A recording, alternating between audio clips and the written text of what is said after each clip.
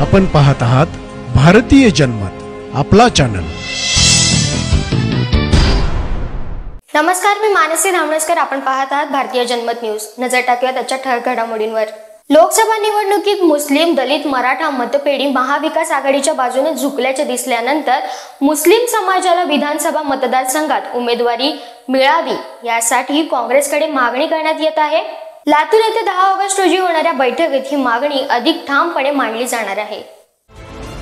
लातूरमध्ये काँग्रेसची महत्त्वाची बैठक होणार आहे, ज्यामध्ये मुस्लिम समाजाला विधानसभा मतदारसंघात अधिक प्रतिनिधित्व देण्याची मागणी पुढे केली जाणार आहे। लोकसभा निवडणुकीत मुस्लिम, दलित, मराठा मतपेढी महाविकास आघाडीच्या बाजूला झुकल्याचे दिसल्यानंतर मुस्लिम लोकसंख्या गृहीत धरून प्रत्येक जिल्ह्यात एक विधानसभा मतदारसंघात उमेदवारी मिळावी अशी मागणी काँग्रेसकडे होत आहे।